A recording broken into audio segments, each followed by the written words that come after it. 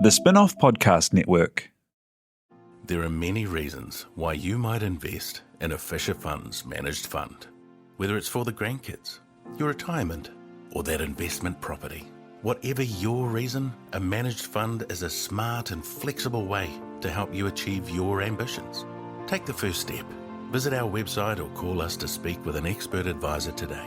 Fisher Funds Management Limited is the issuer of Fisher Funds Managed Funds. A product disclosure statement for the scheme can be found at fisherfunds.co.nz. This episode is brought to you by Shopify. Forget the frustration of picking commerce platforms when you switch your business to Shopify, the global commerce platform that supercharges your selling wherever you sell. With Shopify, you'll harness the same intuitive features, trusted apps, and powerful analytics used by the world's leading brands. Sign up today for your $1 per month trial period at shopify.com/tech, all lowercase. That's shopify.com/tech.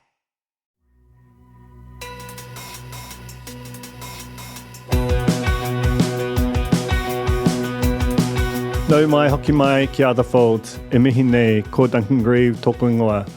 My guest today is James Hurman, who's the founder of Previously Unavailable, which is a consultancy that works with brands and basically anyone wanting to do innovation, from the smallest startup to large corporations that are wanting to change the way they approach that. But his background prior to that was in advertising, and particularly in advertising effectiveness. And that's a form which I hadn't really thought a lot about until probably relatively recently, probably to my detriment. But it's become something I've become increasingly interested in, as it's become more apparent that the advertising which funded all of the media that I have grown up loving and has become part of the spin-offs world, the sort of professionally made news, TV, movies, music, that is kind of, feels like it is, the economic underpinnings of it are kind of threatened against the invading hordes of UGC content that comes through the likes of meta search, which fundamentally, you can think of those two regions as kind of opposing forces in a great Game of Thrones battle type way. And the different dynamics that underpin them are, one is largely algorithmically served or like as a kind of a unique experience to every user, and therefore the advertising which wraps around it is typically known as performance marketing and is very targeted and is the last thing you do before you buy a thing. On the other side, you have mass media, which is broad-reaching, which is typically the place for brand marketing, where you when you're exposed to an ad, you're aware that hundreds, thousands of you are seeing the thing, and its form, it's different, its content is different, its intent is different too. And because it all sits under the same word, advertising, it typically comes out of the same budget, and we start to, as audiences and as marketers, as, everyone involved in that transaction, which is genuinely everyone, start to kind of perceive them as having the same function. And I was sort of running a business that has advertising still as the majority of its revenue, and being really, really into all the stuff that advertising has made possible in an entertainment and news context. This has been something that's become a kind of a consuming obsession of mine.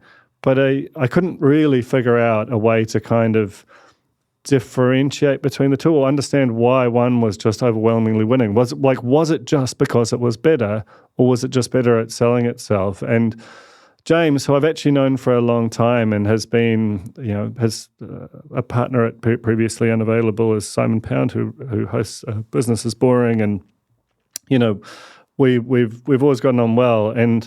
But it was only when I read a book that he put out in 2022 called Future Demand that I sort of really started to clock this. And then I saw a presentation he did on the sort of function of these different media forms for brands, that it really started to kind of sink in with me. And I think, if, you might find advertising boring, it might be something you kind of skip past or sort of tolerate. But most of you listening will love some form of culture. And the thing that funds that form of culture, overwhelmingly still, is advertising. That's why I'm here. That's why I wanted to talk to James, because I do think that we are still kind of really misunderstanding the sort of function of these two different forms of marketing, performance and brand. And because he has written a book about it, because he's really deeply into the science of it, he consults for some of the biggest companies in the world on this and goes around the world speaking on it.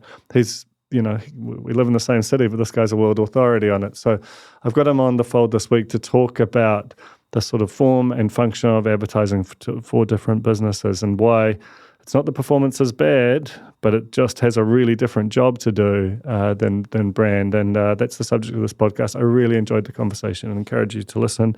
This is Previously Unavailable's James Hurman on the Fold. Kia ora, James. Welcome back to the Fold. Kia ora, Duncan. It's great to be back to the fold. Yeah, it's your first time as a solo artist. I appreciate you making the journey up. I was wondering if you could start, because last time we talked about caffeine, which we should probably get an update on towards the end of it. But I'd love if we could start with a sense of what your, I think, relatively complex professional life looks like. Sure. So my kind of main job is running my company Previously Unavailable, which I started 10 years ago now. And we do a range of things. So we work mostly with innovators and innovative companies, ranging from startups who we invest in, or sometimes we create, like companies like Ideally and Tracksuit. Sometimes we partner with them, take a bit of equity and work with them, help them build their brand or create their brand or, set up their business. Then right through to big companies that we help with innovation strategy and new product development and CX work and things like that. So I guess we're kind of a creative company that really enjoys working with people that are creating new things. Hence the name Previously Unavailable. We just like things that didn't used to exist, right? And so very focused around that and learning what we can about venturing, or this thing where you take a novel idea and turn it into a great company. I guess that's our craft, is sort of understanding how to do that and how to support that in really powerful ways. And then outside of that, I grew up in the advertising industry, and I became really interested in advertising effectiveness.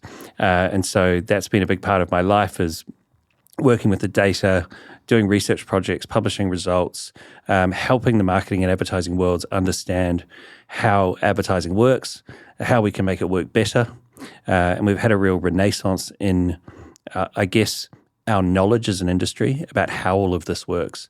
And so that's really happened over the last 15 years or so. And so I consult on that sort of stuff. I run a online master's program called the Master of Advertising Effectiveness. And I have the luxury of kind of popping around the world and advising companies in interesting places about the effectiveness of their marketing and advertising.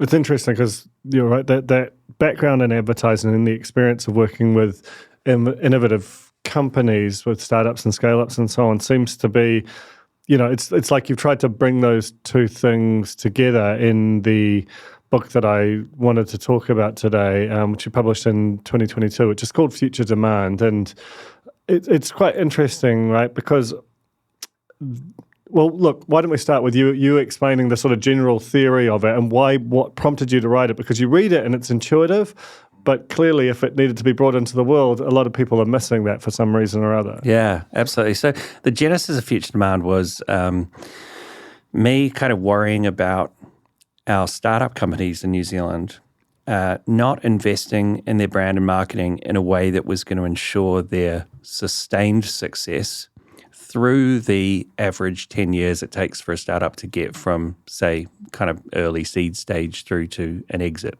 So the reason I was worrying is because the world got so fixated on performance marketing. So we were, we have performance marketing dashboards. We can see exactly what the sort of the impact is of that very short-term sales-oriented advertising. Can we just stop? Because I think for a moment, because I think that some of our listeners might not understand what we mean when we talk about performance marketing, and cool. and I think that defining that, because it has become easily the biggest force in advertising nowadays, but it's quite different from brand advertising, and that's what the book's a lot about. But I wonder if just explaining what it is will make people understand that it's sort of this hidden force that sits behind the theory and is kind of driving the world forward, or not, as the case may be. Well, performance marketing is really the name given to primarily digital advertising, which primarily seeks to get people to buy something, whether it's online or offline, in a very short space of time. So an advertiser will generally use a platform like Google or one of Meta's platforms to specifically target the people that they're after and put sort of rational information and deals and offers and stuff in front of them, and use the algorithms to try and find the people who are most likely to buy. And this is very, I'm going to say measurable in inverted commas because it feels very measurable. We do something and we can see the data that comes back that says how many people clicked on that, or how many people went to the website, or how many people bought something. And that is, that's real catnip to marketers and business people, that immediacy of feedback. And that differs from brand advertising in some really key ways. It's much more targeted. It's much more informational. It's aiming to drive a sort of spike in sales in the very short term. Brand advertising tends to be much more broadly targeted. It's less about communicating information and more about building a connection and building sort of a memory, a positive memory of the brand among a different group of buyers who will come into the market at some point in future. And its objectives tend to be longer term. It's about, how do we continue to grow the underlying sort of regular base of sales? How do we grow that again and again over the long term, as opposed to drive these short spikes, which you see from sales promotion type of activity? It's interesting, right? Because, a lot of the time, performance marketing, which is, it's become an enormous business. I mean, Google search is obviously a really famous example, but I mean, we'll talk about Can later on, but from what I've read, Uber had an enormous presence there because within Uber Eats, people are putting sponsored links at the top of every search string. Amazon is now an enormous player in performance marketing, similar thing. Like if you just pay to be at the top of the results, you're much more likely to get the sale. The issue being that to drive the sale, often you either need to, it's very price driven. So, you'll have to cut your own margin to kind of prompt it. And then you're also paying a decent share of that to Uber, Amazon, Google, whichever the kind of giant sort of quasi-monopolist within that area is. And as a result, you get that spike, but there is the margin is crimped to zero. Whereas brand, the whole point of it is that it should be kind of making people want just your thing, and the price becomes less material because it's about the emotional connection. Is that correct? Yeah, I mean, the other sort of way to think about it is performance marketing often acts a little bit like a sign that points you to the product at the end of the journey, right? That's right.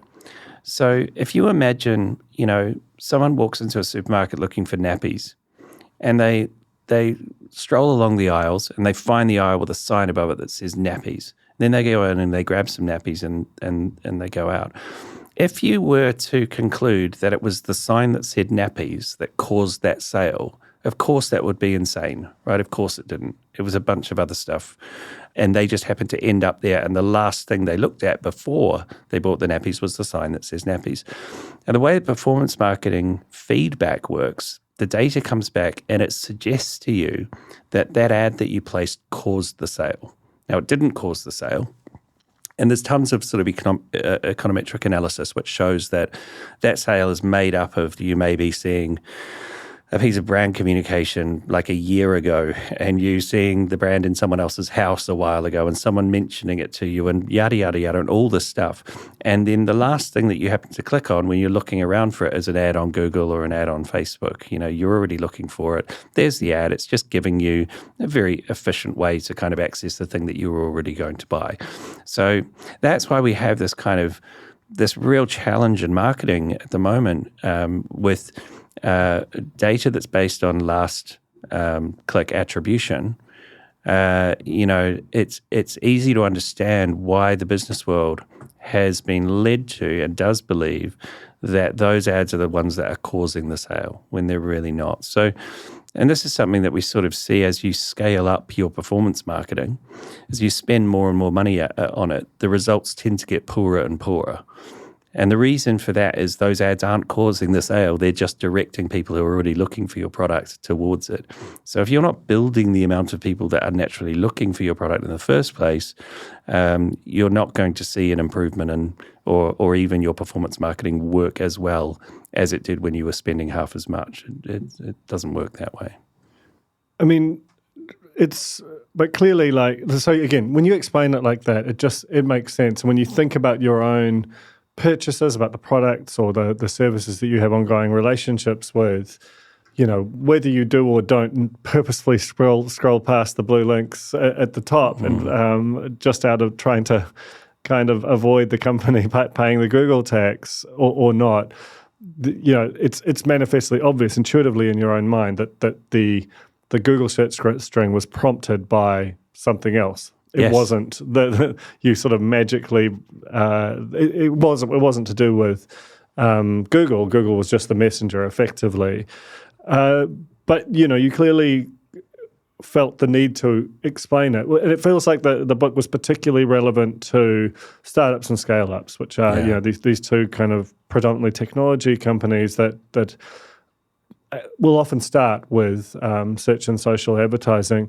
What was it that prompted you to write it? What kind of behaviors or mentalities were you seeing in people that you were coming into contact that made you think this is actually, they're not seeing this thing that feels intuitive to me as a marketing science person?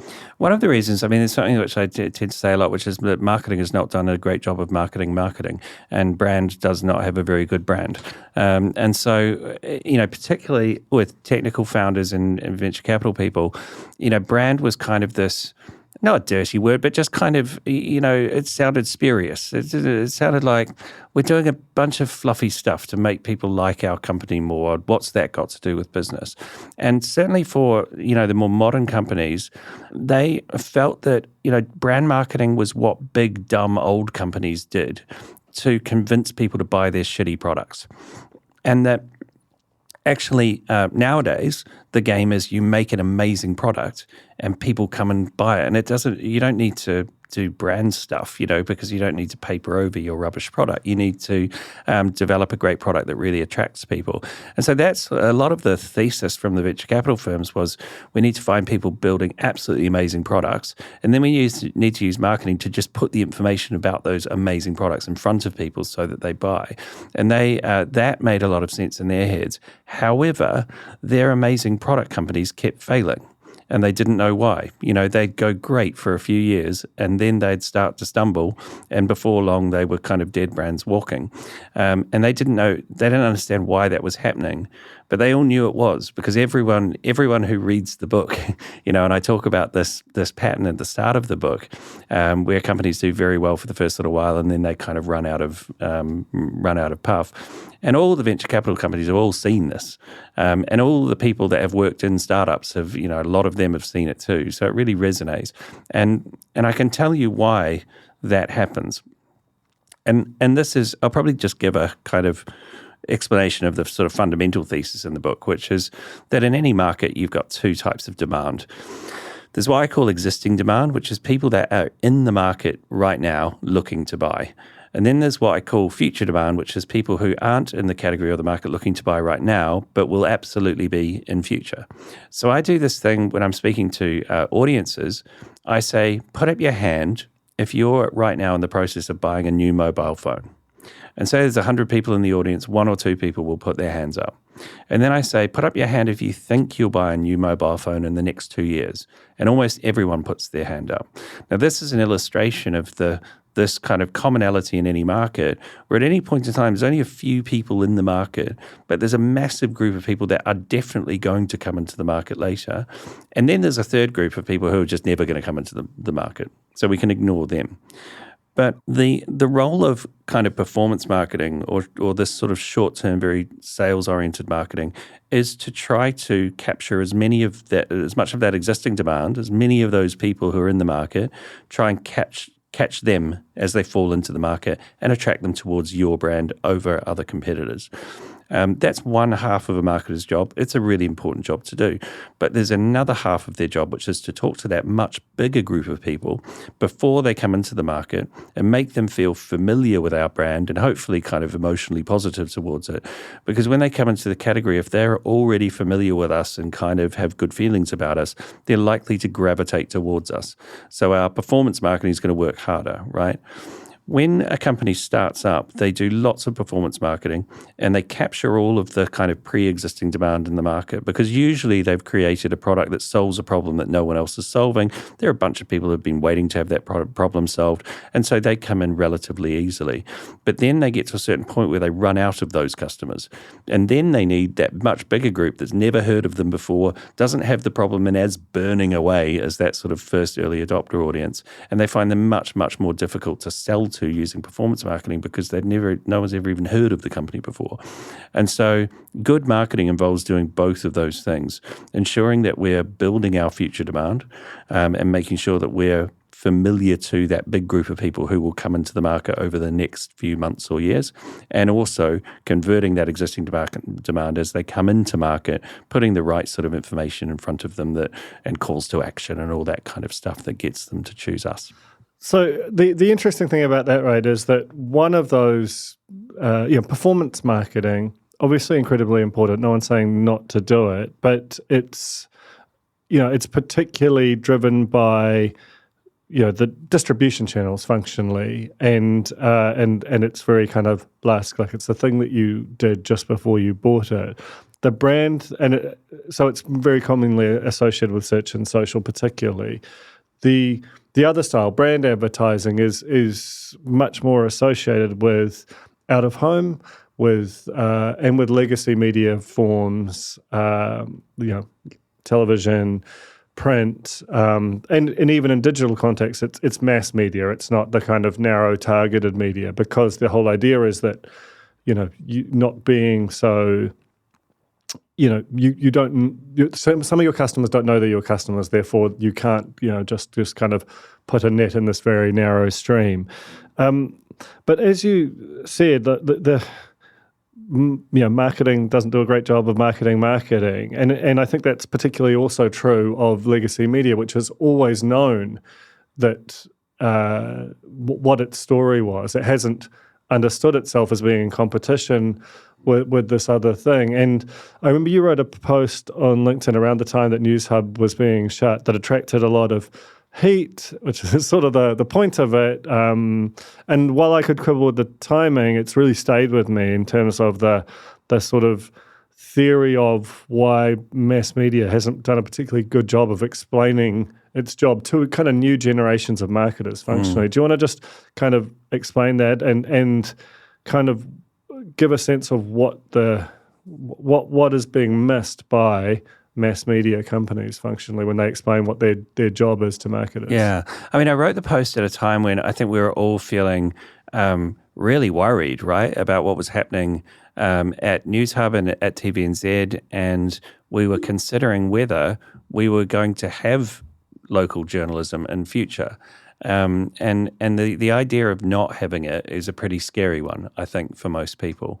And I was reflecting on the job that, I've over the years, I've done lots of work with Google and TikTok and, some of these other platforms that they are amazing marketers, right? They are constantly talking to marketers. They're putting data and studies in front of them that show how their platforms work and when they work really well and how to make them, work really well. Great case studies of sort of amazing brands that have grown through using YouTube or grown through using Instagram advertising or whatever it might be. They've done a great job of marketing, right? They are constantly talking to marketers, running events, doing all this kind of stuff. And I think the traditional media industry has not done nearly as good a job because, to your point, they didn't used to need to do that. Yeah. Right? They sort of had the whole playground to themselves. And so when as incumbents, when those new players came in, they knew they were going to have to market their way to the top, right? So they really strengthened that muscle. And I think, like you say, there's a kind of a new class of marketer, a new generation who are coming through, and they're so native with those platforms, and they see more traditional media as kind of traditional and as like a little bit like, oh, that's for like the brands of yesterday and not really, common modern brands don't really market in that way. And they don't understand that they don't fully understand the concept in future demand, which is that you've got two really important forms of marketing, and you've got to do both of them really well if you're going to drive long-term sustainable growth in a business. So you've got to exploit the amazing sort of abilities of the digital platforms to target people, to put an ad in front of them at the right time and to drive sort of quick sales. That's awesome. Creating future demand is really different. It's about talking to a really broad group of people, doing so in a way that's more creative and more emotional, so it leaves more of a memory imprint, so that when I come back into the market 6 months later, I sort of remember you and feel good about you. And so it's a really different style, which requires different media. That much more public media, the media which provides a shared experience for people, is a lot more powerful at creating future demand, building brand, than the much more tightly targeted media is. And because my frustration, I think, was with particularly the large media companies in New Zealand not doing enough to tell that story and seeing their customers walk out the door sort of more and more and more each day because they weren't arming them with an understanding of why they should be using their media platforms. And so I guess, that's where that came from, just kind of really feeling that this is a marketing issue and we need to do a better job of marketing traditional media in general, not marketing TVNZ and Sky and Stuff and NZME.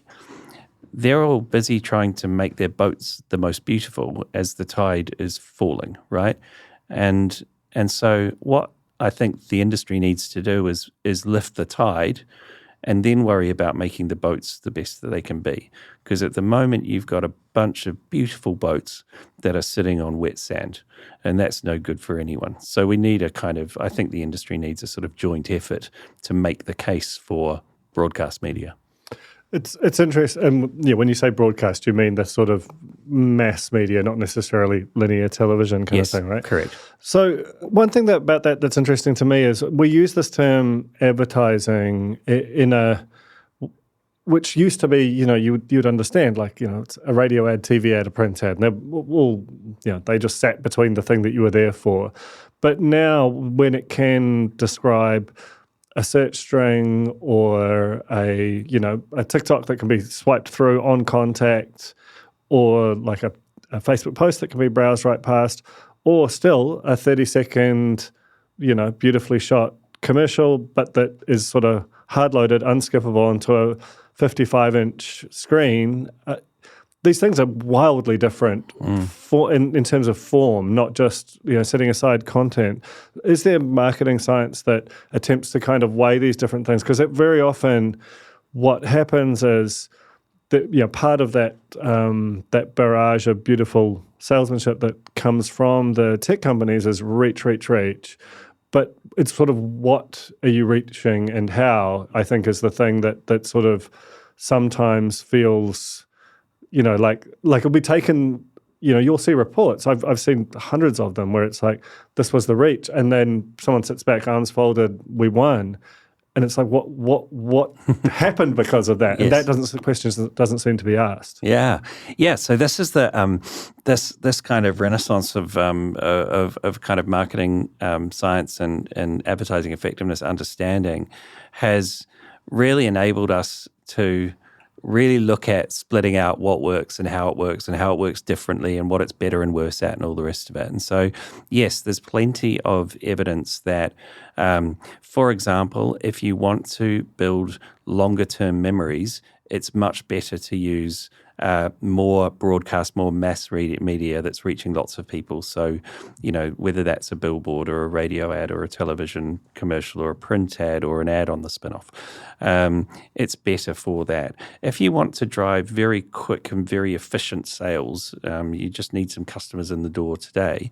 Doing something on Instagram or TikTok or Google is actually a lot better. It's going to work a lot harder in that very short term. But I sort of talk to, the thing that I talk to finance people about is, if you have a plot of land and you're going to build, you can build a building on that plot of land. Now, if you wanted to get a small amount of revenue in really quickly, you'd build a shack and you'd rent it out for $10 a night. Now, you would immediately have some revenue, but it wouldn't be much. Or you could take 2 years to build a great big kind of amazing apartment complex tower. You wouldn't get as much money on day one. In fact, you'd get nothing. You'd just be spending money. But over the long term, you'd make a fuck ton more, right? And so this is sort of the difference between these two things. One gets a relatively small amount of money in very, very quickly. One generates a much larger amount of money over a longer term. And so we kind of need to do those things in balance. We want to do both of those things. But fundamentally, and now I'm going to forget the original question that you asked, but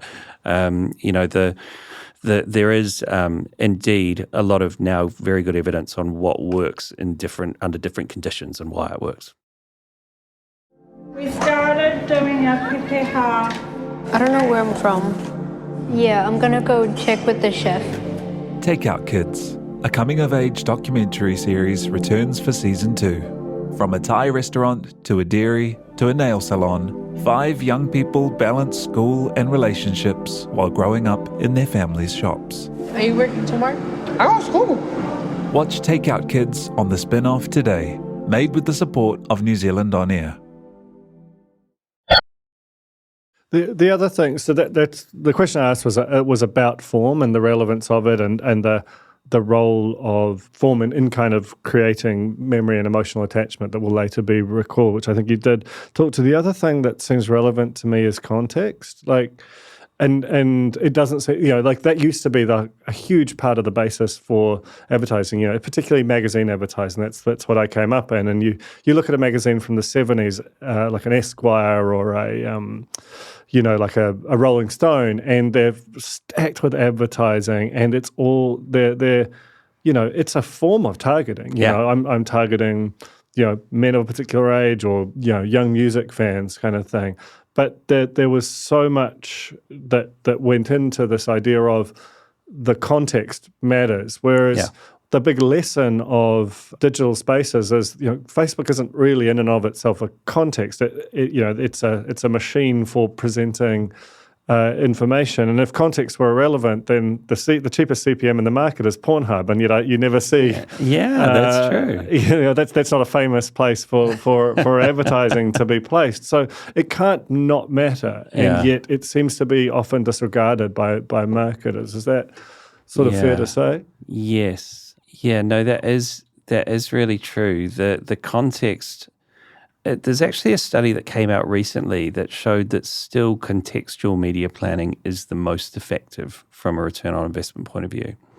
So like you're saying, if we want to reach young mothers, advertising in a parenting magazine is a pretty good way to guarantee that we're going to be seen by young mums. And not only that, they're there at the time, they're being young mums. Yes, that's the whole absolutely. function. And that's the thing I guess I struggle with at times is that, yes, you can, because of some kind of interest meshing, find out that this person's into fishing. But if they're, way away from their fishing mindset, it's just like, okay, there's a fishing thing here, but we mostly contain multitudes. And I think the sort of, I can go get that audience anywhere I want, as opposed to when they're in whether it's a geographically bound or an interest bound situation where that's the thing they're talking about. It just feels like And then this was the promise, right, of programmatic targeting and sort of targeting through the digital platforms, was that you could actually reach people, and you knew their demographics, you knew their interests, and all those sorts of things. And then over the years, there's been many times where people have really dug into that. And found that actually when you run an ad, and let's say I want to target men in Auckland, for argument's sake, your buy on programmatic or your buy on the media platforms, if you actually trace it all the way through to who actually sees it, some of them are men in Auckland, but a large amount of them are people in all sorts of other parts of the country and even other countries, of all sorts of genders, of all sorts of age groups. So we're led to believe that there's this ability to target people very specifically and very accurately, and that's just not true, right? We might tilt the targeting towards our audience, but we're certainly not only reaching that audience. Whereas if I want to target, people in Auckland, and I put a billboard up in Auckland, only people in Auckland are going to see that billboard, right? Might be men and women, but you totally, guarantee there's less wastage that way. Yeah, and so there's the context. So like you say, there's the importance of context in reaching the right people, and then there's the importance of context of reaching them at a time when they're sort of thinking about or engaging in that particular thing. I do think that context is really important. I think the other aspect of context, which is really interesting, is our feelings towards, or our perceptions of brands, are a composite of how we think and feel about that brand directly, and how we think everyone else thinks and feels about that brand, right? So we are a herd animal, and it's important to us, sometimes consciously and most of the time subconsciously, to be making choices and presenting ourselves in a way that other people will agree with or buy into or not sort of disagree with, right? So if you see an ad for an ad on television, you know that lots of other people like you have also seen that ad, right? And so they understand a little bit of what that brand is about, right? If you watch the same ad on your Facebook feed, you've got no idea who else saw that. It's not a shared experience at all. It's a very, very sort of one-to-one experience. So that has a very different effect. It certainly works in terms of does this brand speak to me? But it doesn't speak to that other side. Does this brand speak to everyone else? And do I know that it's spoken to everyone else? And so therefore, do I feel comfortable buying this thing knowing that everyone else sort of knows the reasons that I bought it? So that's another really important aspect that you can't get through this highly targeted sort of performance marketing. And it's another thing that, brands need to be built in a way that lots of people understand what they're about, and they understand that everyone else understands what they're about too. So in terms of that huge shift towards performance marketing, it's been, we've talked about the sort of startup scale up side of it, but it's now become it feels like a sort of default strategy for any brand at any scale. In terms of what's driving it, do you think that is largely this sort of digital native generation of marketers, or because you also hear that the finance department loves the fact that it's measurable, and you also hear that media agencies and their trading desks make deals internationally where they're strongly incentivized to kind of choose a particular route rather than just assess the whole of the market. Do you have a theory of, or what is your experience of the kind of core driver of that? You've listed off a few different, actually, because there's the way that they market themselves to marketers as well. Yeah, I think so. So measurement's got a lot to do with it. So what gets measured gets managed, right? And businesses have gone through quite a long period of trying to get more and more evidence-based in what they do, much more sort of focused around the data and what the data is telling them, and making decisions around that. So that's been a real sort of cultural trend in business over the last sort of, let's say 20 years. So when marketing came along and became part of that world, right, now we can measure this thing, then the measurable stuff is what got managed and what got spent on, and it does give an element of comfort. And in the absence of that measurement, the more measurement we have, the more uncomfortable we feel about things that we can't measure, right? And so I think that's been a really big part of it. The age and people being more digitally native. I mean, I do think there's a lot of young marketers and even older marketers, to be honest, who live in their sort of inner city marketing bubble, and they don't watch TV anymore, right? And they don't, and they largely interact with, more contemporary forms of media, and they believe that that's what everyone else does too. And this is one of the fallacies which is, forever confounds people in marketing. They're like, how can there still be so many people watching TV and reading the newspaper? I don't do that, and I don't know anyone who does. When in actual fact, there are still loads and loads of people who are doing those things. They're just not in the very rarefied sort of air of affluent inner city marketers. So I think that's probably part of it too. And I think the fact that the other thing, which is slightly more complicated, but performance marketing works extraordinarily well at that one half of marketing's job, right? It works really well at that. It's great at that. And it's easy because we're so incentivized to think in a very short-term way, in business and life and everything, right? We're so incentivized to kind of go, how do I generate results as quickly as possible? And this is doing that for me. And so why don't I just keep doing that? And the fact that genuine long-term outcomes don't come from piling short-term spikes upon short-term spikes. They come from, really building up the underlying base of sales for a business and doing that consistently over time. But the fact that people don't really understand that, or are so incentivized to only think about the short term, that they kind of go to these sort of marketing practices which really excel at that and make them feel great and earn them a pat on the back or a pay rise or a promotion because they've done a great job. So I think that's part of it too. And I just think more generally, like, we've gone from having a very small amount of media to consider in the 1990s to having like an explosion of places that you can advertise. And so one of the effects of that is that marketers have sort of been forced to chop their marketing budgets up into lots and lots of little increments. And I'm going to spend this much on, TikTok, and I'm going to spend this much on outdoor, and we've got to get into VR now, and now we've got to get into AI. And so the overall marketing budget gets split into these tiny little pieces.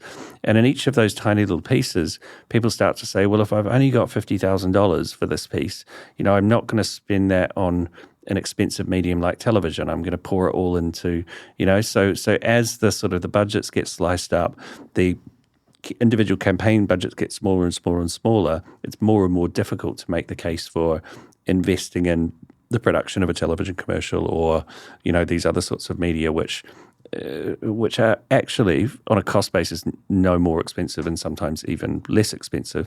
But I can't start by spending 60 cents like I can on Facebook, right? I've got to start by spending $5,000, and that feels frightening when I don't have much more than that. So in the book, there's a bunch of unambiguously successful titles, but because it's now a couple of years since it was published, there's a couple of examples of businesses that have, and this is natural, that haven't gone as well subsequently. Thinking of Allbirds and Beyond Meat, both of which have had pretty poor market returns, or their category has had issues. To what extent, how do you sort of explain that? Did they pull back from that kind of broad mass marketing? I guess I'm looking to have you challenge your own theory, because there are plenty of categories that kind of get hit by a storm that can overwhelm them. Yeah. Is that what's happened, or how to can you do everything right and it still go wrong, I guess is the question. Yeah, I mean, I think about Allbirds a lot because at the time that I wrote the book, they were flying pretty high. They're just listed, right? It was amazing. And now they're just completely, it feels like there's Yeah, they're all near to being a tragic tale, Yeah. given that they're still this brand that feels like they're kind of in the culture. It's a paradox. Yeah, it is. It is somewhat paradoxical. So let me frame it by sort of saying brand is one ingredient in the success of a company, right? And so if you look at really successful companies, they don't just get one or two things right. They get everything right. They do everything really well. And that's, part of that's marketing. Part of it's they make a great product. They have a great customer experience. They have great customer service. They have excellent locations and distribution. They have great financial management. They have really strong leadership. All of these areas are all important. You can be very, very good at the brand piece and then not very good in other areas and not do as well, despite the fact that you might have done a perfect brand job. Likewise, you can do a really shitty job of brand, and if you get everything else right, you'll still be a pretty good business, right? So for me, it's not like, my point isn't that brand building is the one thing you need to be great at, and everything you can forget about everything else, and it's not that at all. It's when you're thinking about brand, here's how to think of it to be as good as you possibly can be, to get that one ingredient right. With Allbirds, what really happened was they were valued like a software company. When they listed on the IPO, the multiple on their revenue was too high, and they were caught up in a phase where, essentially product companies with a little bit of technology were being valued in the way that technology companies get valued. And what happened is after they IPO'd, and the market really started to, get pretty nervous about, frankly, a lot of sort of software and tech companies, and especially direct-to-consumer product companies, the market started to turn. And when they started to really look at the genuine value of that company, they realized it was much too high. Now, that then sends you into the spin cycle of sort of people worry, and then that spreads to more people, and they worry more, and the stock price goes down and down and down. And if you have a couple of okay but not great kind of earnings calls, then that precipitates that decline even further. And so you end up in this place where, I don't think they would have ended up had they been valued in the right way going into the IPO. Had they been valued in the right way, I think we'd still be seeing that kind of really great story of, maybe not the explosive growth they had in the first 5 years, but certainly a growing company becoming more profitable. But because they entered this environment that was so, that had really just decided they were a bad thing, it made it very difficult, both externally on the market, but also internally, I can imagine, because when you have that sort of stuff going around, it does terrible things to culture and performance within the company and those sorts of things. And so I think that is, it is a bit of a tragic tale, and I know everyone there would have learned an amazing amount from it to take into what they do next, which is in some ways exciting. I don't think it was because they did brand in the wrong way. I think they did a really great job of that. And could they have done it better? I mean, maybe. There's always ways to improve, but yeah, that's the way I'd categorize it. No, it makes sense. I mean, the problem with that period, as you say, is that, if you're a software company and you get 10 new customers because you've got an amazing brand and people are just walking in the door, and the marginal costs associated with those 10 new customers are pretty close to zero, depending on the nature of the product. But if you're Allbirds, that's 10 new pairs of shoes you got to make and ship, and carbon you got to offset. They're just such wildly different businesses. And there was a kind of a brief drunk market moment where we assumed they were the same thing, and it just wasn't the case. James, this was so fun. And I really, I think a lot of the kind of questions that swirl around this, which fundamentally underpin the mass media that we still have and hopefully will continue to have, they're contained in some of the sort of data and sort of ways of understanding that you just advanced. So I really appreciate you coming on the fold to talk it through. Same. It's been awesome. Thank you, Duncan.